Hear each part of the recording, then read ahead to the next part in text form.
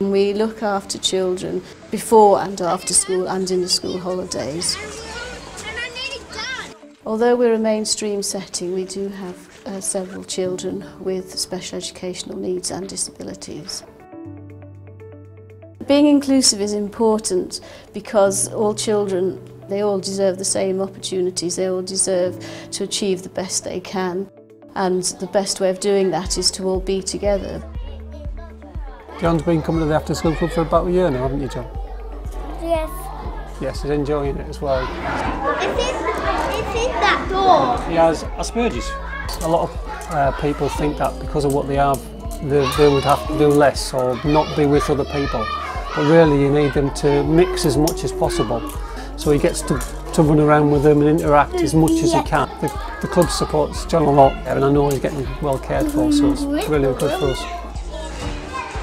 We have a booklet called Passport to Play, which when we have been told specific information, for example autistic spectrum, we would then ask the family to help complete that.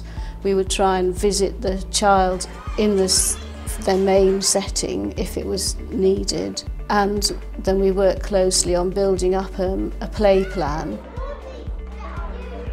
and we'd share it with the parents and they can add information and share it with the staff. So when I was a baby, my brain didn't send the messages to my leg quick enough, and well, it's called hemiplegia. After school club helps me by basically not mentioning it, so then I just feel like I fit in more. She has left-sided hemiplegia. She has a general weakness down her left side. Her vision's affected, particularly in her left side. She has very limited vision, and she wears an AFO or a splint on her left leg, which helps with her walking position and additional support. Generally just the stimulation from seeing what other children do, a bit of competitiveness with things like climbing, and generally if there's something that they're planning to do, something new, they'll just have a word with me beforehand to sort of say, is that okay, is it going to present any particular problem?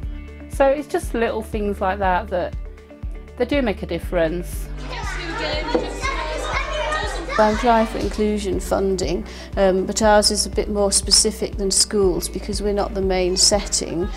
We are not eligible for statutory funding, but there are other sources of funds out there and I regularly apply for them.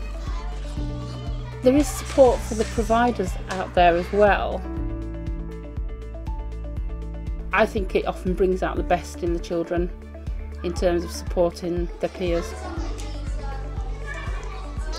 The children have a lot to give. I think, I've seen a lot of children with additional needs and they're often real characters with an awful lot to add.